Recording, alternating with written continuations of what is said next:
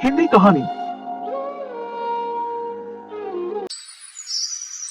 एक दिन सीमा अपनी माँ की महंगी बनारसी साड़ी पहने फर्श पर पल्लू लहराते हुए अपने कमरे से बाहर हॉल में अपनी माँ के पास आती है। यहाँ पर उसकी माँ रेणुका सब्जी काट रही होती है। सीमा अपनी माँ से कहती है, माँ बताओ मैं आपको इस साड़ी में कैसी लग रही हूँ? मैं लग रही हूँ ना जवानी में दीवानी दीपिका पादुकोण? तू सवाल पूछती ही क्यों है जब जवाब खुद ही देना होता है? और क्यों मेरी साड़ी का पोछा बनाकर पूरे घर में डोल रही है? मालूम भी है ये कितनी महंगी साड़ी है? हाँ मालूम है कितनी महंगी साड़ी है। 700 रुपए में तो ली थी आपने। हाँ तो 700 रुपए की साड़ी का क्यों पोछा बनाए हुए है? जाकर अलमारी में तय करके रख दे। पहले 1-2 रील तो बना लूं तब रख दूंगी ना। बस रील बनाने के लिए 6 मीटर साड़ी लपेट ली, सही से बांधनी तो आती नहीं है। ज्यादा उछल मत लियो, कहीं रील बनाने के चक्कर में रील बनाते बनाते कहीं साड़ी खोल ना जाए। ओह ये तो मैंने सोचा ही नहीं। साड़ी पहनने का इतना शौक है लेकिन ना तो साड़ी ढंग से पहननी आती है ना संभालनी, और आएगी भी कहाँ से? दिमाग में भूसा जो भरा है। मातेश्वरी ये वाला ज्ञान तो आप मुझे दे ही सकती हो। चलो कमरे में, आराम से चल, गिर पड़ेगी।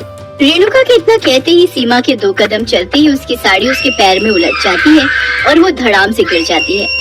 रेणुका ना चाहते हुए भी अपनी हंसी रोक नहीं पाती और उसकी हंसी छूट जाती है।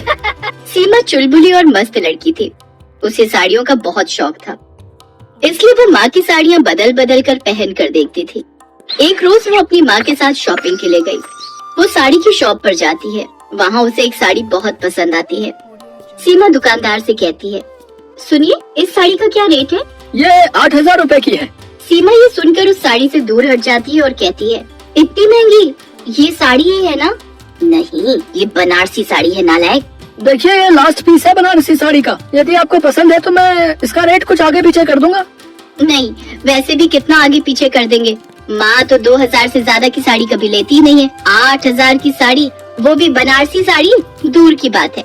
नहीं नहीं कोई खास नहीं लग रही, ये तो ऐसे ही देख रही थी। 8,000 में एक लेने से तो अच्छा है मैं 1,000 की 8 साड़ियाँ ना ले लूंगी। हाँ माँ सही कह रही हो। दोनों माँ बेटी कुछ देर में शॉपिंग कर वहाँ से निकल जाती है। समय बीतता है। सीमा की शादी अरविंद नाम के लड़के से हो जाती है और शादी के बाद सीमा तरह तरह की साड़ियाँ पहना करती। एक दिन सीमा की सास रविला उसे अपने कमरे में बुलाकर कहती है, बहू कल घर में कुछ मेहमान आ रहे हैं तो तुम मेरी अलमारी में कुछ नई साड़ियाँ रखी हैं, उसमें से तुम्हें जो पसंद हो वो अपने लिए निकाल लो। जी सासू माँ।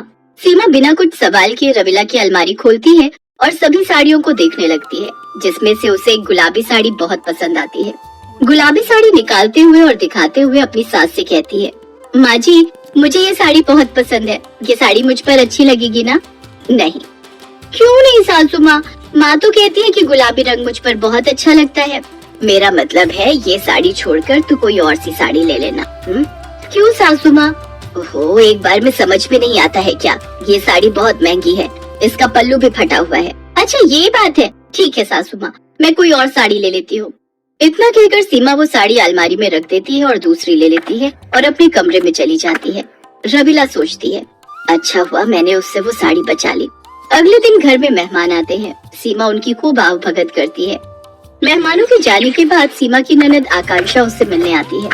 सीमा उसे अपने कमरे में ही बैठने को बोलती है। रवीना भी वहाँ आकर बात करने लगती है। सीमा चाय बनाने के लिए रसोई में चली जाती है। तभी सीमा की साड़ी पर चाय गिर जाती है और साड़ी पर दाग लग जाता है और वो खुद से कहती है, सत्यानाश हो, सासू माँ की साड़ी पर दाग लग गया। अभी अपने कमरे में चेंज करने जाऊंगी तो सासू माँ 10 सुनाएंगी, इससे तो मैं सासू माँ के कमरे में ही चेंज कराती हूँ। तभी वो रवीना के कमरे में जाती है और साड़ी निकालने लगती है। तभी उसकी नजर उसी गुलाबी साड़ी पर फिर पड़ती है और वो उसे पहन ही लेती है। कुछ देर में वो चाय लेकर अपने कमरे में जाती है। रवीना और आकांक्षा दोनों हैरान रह जाती हैं। आकांक्षा कहती है, क्यों ये महंगी बनारसी साड़ी आपने भाभी को दे दी क्या? क्या कहा दीदी आपने? सासू माँ की महंगी बनारसी साड़ी जो ये मैंने पहनी है? हाँ बिल्कुल, माँ ये साड़ी किसी को नहीं देती, फिर आपने कैसे पहन ली? ये साड़ी महंगी है ये तो सासू माँ ने कहा था, लेकिन ये साड़ी बनारसी साड़ी है ये बात सासू माँ ने बताई नहीं, तभी ये साड़ी लेने से सासू माँ ने मना किया था। बहू मैंने तुझसे मना किया था, फिर भी तूने ये साड़ी कैसे ले ली? हालात ही कुछ ऐसे बन गए थे, मुझे ये साड़ी पहननी पड़ी।